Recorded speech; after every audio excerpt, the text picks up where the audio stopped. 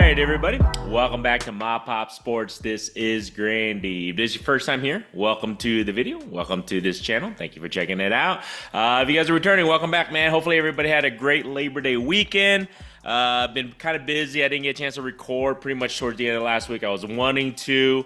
I had family in town and kids and all kinds of shit. So I was pretty busy. I was still able to kind of list some things and work on shipping and everything on my orders and everything from the eBay store. So I was able to do that, but recording wise, I just didn't have the time. But I will this week. And today we'll jump into the Q&A here in a second, but I just want to, like I said, it's just been kind of hectic and just kind of trugging along in regards to the store and everything. So let's jump into it. Q&A, guys. It's been a while since I did this, but I had a lot of questions, people. Don't forget, if you guys want to ask questions, I'll do the best I can to answer them. And just from my experience, you can do it via Instagram. My Instagram's on the link in the description, or you can just comment on any of these videos, and I'll do the best I can to answer them, guys. So, do I break down costs of inventory per card when I open up boxes, things like that? Now, I think I mentioned this before in previous videos. I don't recommend opening up boxes to create inventory if you're looking to open up a eBay store, sell on McCarty, sell on whatnot. Whatever the case may be, I wouldn't use that as the primary source of inventory. I think the ability to hit something that'll get your money's worth is way less, obviously. I think like 99% of the time, you're not going to make your money back on those boxes, open up wax or retail boxes. I purchase in lots, if you haven't noticed, and then I just resell those. So that's what I normally do. Now, if I were to open up boxes, I do open up boxes with my daughter every so often. I haven't done a video. I should do that soon. So, but do I break it down per card? Do I break it down per each individual item or a hit or whatever? This is what I normally do. If I paid $30 for that card or for that box, the inventory was $30. I could care less what card was in there. I could care less if there was 100 cards, 140 cards, 3 cards, 1 card. It doesn't really matter. If I spend $30, I need to make sure I make more than $30 off that. I mean, I would love to be able to make a value of $30 plus on that. So that's how I break it down. Now, do I break it down per card? It's just what goes in and what comes out type of thing. So my thoughts are, and this is how I do things, I don't break it down per card because it would drive me nuts. I got over almost 50,000 listings on my eBay store. Breaking down per card, it just doesn't work for my situation. It may work for yours if you're smaller in that sense. But what I normally do is whatever I spend this day. So let's just say I buy $100 worth of wax, or $100 worth of wax, another $100 worth of card lots. So that's $200. If I spend that today, I hope I can sell. It doesn't even matter. It can be from old inventory. It doesn't matter. But my generated revenue must be bigger than that $200 I spent that day. So whatever I spend $200, it is what it is. I don't break it down per card. That's just my inventory cost, $200 for that day. So I need to make sure my sales on my eBay store, in-person card show, whatever, wherever I sell stuff, Instagram, Facebook, whatever the case may be, as long as my sales generate, let's just say, a revenue of $400. So I have $200 in the black. I don't care what it is. I don't care. I don't break it down per card. As long as my revenue supersedes what I spent that day. And that's how I break it down. If I were to break it down per card individually, the prices fluctuate so much, so it's so difficult to keep pricing it at per card type of thing. So I just price it as inventory, expenditure, expenses, expenditure, whatever, and then whatever generated revenue, as long as it's bigger than that, you are successful. And that's how I look at things, and how I break it down. So like I said, whatever works for you, but that's how I break it down. I break it down what I spend and hopefully what I generate revenue, and that's how I break it down. Don't break it down per card, at least I don't. I just think it's too difficult to track. It's too difficult in regards to that. Just what goes out, as long as what comes in is bigger. That's how I do. All right, sorry talking about that too long. USPS, United States Postal Service, do they allow rigid envelopes for ESC? I don't believe so. And the reason being because in the ESE, if you don't know what the eBay standard envelope system is with the United States Postal Service is, just use regular plain white envelopes. You can use a top loader, but make sure it's not too rigid. I would recommend using top loaders. Be really careful on that. Put it in the middle, tape it down. So then, because they machine mostly everything for the ESE system, so everything gets machined. Excuse me. And I believe as long as your envelope, it's got to bend. It's got to be able to bend because it's the machine. It shoots through the machine electronically, and it's got to be able to bend. So that's why I recommend some of those card savers. I think they're a little bit easier to bend if you're going to use ESE system type thing. So the rigid ones, I don't believe they allow that for the ESE system on that, the United States Postal Service. I could be wrong. Let me know on that, but as far as I know, I don't believe they do that. So that's why I use plain white envelopes for the ESE system. So effective way to drive sales daily. What do I normally do? What have I seen work really well?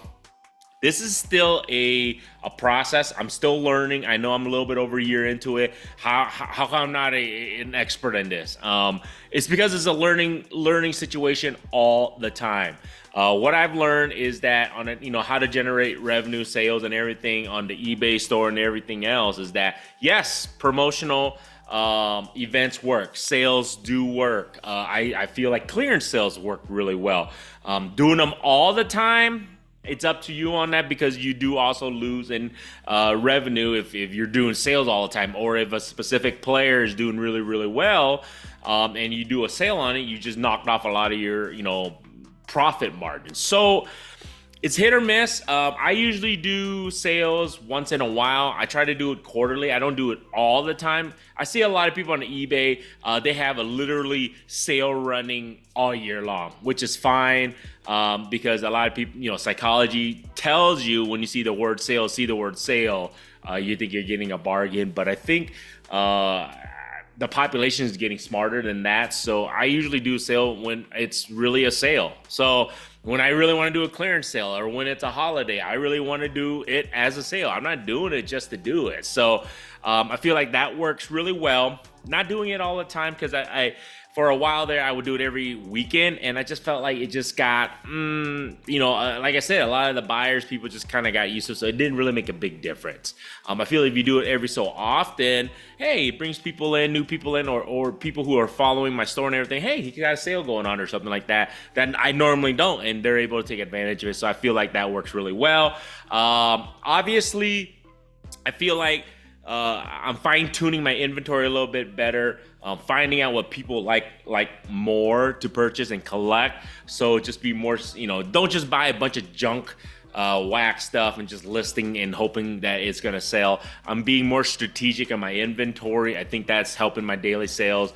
Also the seasonal. I feel like it's seasonal. Sports cards is super seasonal. If you don't know that by now, I don't know what else to tell you on that, but football season's coming around the corner here, so I've seen an influx of that. Obviously, basketball season is kind of out of everybody's mind. The Olympics are done. The NBA is kind of done. I feel like basketball is kind of, like I said, on the back burner. A lot of people are wanting more deals versus just actually buying stuff. But if you're going to buy, I think this is a good time to buy, because I think a lot of people are looking just to kind of get rid of their basketball stuff while it's during the offseason. So it's one of those things where you gotta have to kind of figure it out. But seasonal, listing specific inventory or focusing on your inventory on specific seasons, I think that definitely helps your sales revenue. I think it generates on that end.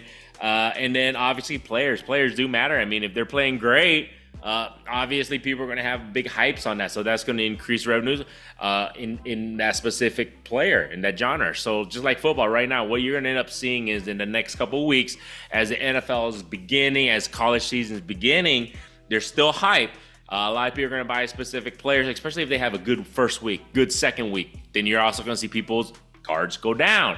It's going to go down, so you can see pricing go down. So it's you might actually even see some specific players sell, because maybe they just played like crap, and then people are thinking, hey, I can buy low, and that player might actually move. They might get an offer, whatever the case may be. So there's so many different avenues on that end that you're going to see generate. So players do make a difference of helping your daily revenue sales. Different platforms is always good. The more opportunities you can get eyes on your inventory, the better. So if you get a chance to, if you can sell on McCarty, if you can sell our CompC, eBay, Instagram, Facebook, if you can do all that stuff, whatnot, whatever the case may be, if you can do it all, if you have the ability and the bandwidth to be able to do that all, I say do it. Just be careful in regards to cross posting, because you got to make sure if you have a lot of inventory, as soon as you sell over here, you better make sure you take it off of over here, because what happens if you double sale it, you're gonna piss somebody off. So that was one of those things. But if you're small enough, you have a couple cards, a couple slabs, high end, whatever stuff, and if you want to just cross post it, go right ahead. More eyes is the better. But as your inventory grows, if you're looking to grow your inventory to resell, I'd be really weary about where you list stuff and cross-posting stuff, because I think it'll definitely be hard to keep track of your inventory in that sense. But like I said, that would be my guess. That's kind of tips what I feel like has helped daily generate revenue. So many things. Not one thing is going to always work. Multiple things you kind of fine tune. I'm learning as I do on a yearly, on a daily basis, on a seasonal basis. I definitely feel like I'm trying to grow my revenue on that on a daily basis. What do I do with my junk wax cards? Throw them away. No. You can recycle them. You can donate them, but you can only donate so much. I usually donate to kids, whatever, at card shows. Usually you can throw it in, if somebody makes an order of specific cards, you can throw in your cards there, but most of those people don't even want that. So if it's junk wax, what I normally do is you can put a box at a card show. Here's, cards for 10 cents. Then you want to come and get it, great. 5 cents, whatever, make a deal. You can do that. You can post on Facebook. That's what I'm going to be doing is if I have like 10,000 cards of junk wax, come and get it for $50, $10, $100, or whatever. Get it out of the way. Get it out of your inventory that you're not going to be able to sell, because some of these cards are literally worthless, and they're just junk wax, hence the word junk wax. So that's what I would do. If you can get if you have a ton of them, you try selling on Craigslist, eBay, or Facebook, whatever the case may be, and just kind of dump them out if you can, or donate them. That's what I would do. Or at the end of the day, if worse comes to worse, if it's so much and you can't move them, you just recycle them. And that's what I would do, guys. There's not much you can do with the junk wax stuff, especially if you're into 10, 20, 100,000 cards. Or you can check with your local card shop, the LCS, and see if they're willing to take any of those wax stuff. I mean, they're not going to give you much for it, but at least it clears it out, and you might get a couple bucks for it. That's what I would recommend on that. So why don't I vlog at a show? People are wondering, they would like to see my interactions with dealers, interaction with buyers. I would love to, guys. I think I talked about this before. I just don't have the bandwidth. I don't have another camera. Editing purposes, time to edit videos, it takes a lot of time. I used to edit fishing videos, and editing, it just takes a lot of time. Time that I don't have currently. I would love to. If I ever grow big enough and I can hire a video guy, or somebody who can do all my editing, definitely, for sure. I would love to show you guys what happens at card shows, how I deal with people, how I deal with buyers, how I do all that stuff. I would love to. It's just time, commitment. I just don't have the bandwidth right now as a one-man show to be able to do all the recording, all the editing, all that stuff. I mean, I would record at a show and probably edit it. I wouldn't even give you a video for like months on end, because I'm just so busy on a daily basis. So that's kind of the big reason why. But hey, if anybody wants to come and record me for free and want to edit my videos for free, hit me up. Let me know, man. I mean, I would love to, but it's just so difficult, as I said, not being able to. So if you're in the Denver area, if you want to donate your time for free and record me and edit for me, hit me up, guys. Let me know on that. But other than that, not anytime soon, until hopefully if I can grow big enough, I can do that, guys. So last but not least, my thoughts on the basketball Topps Chrome cards who just came out. I think the Victor Wembanyama, the big one, the 101 just got pulled and all that stuff. So what are my thoughts on it?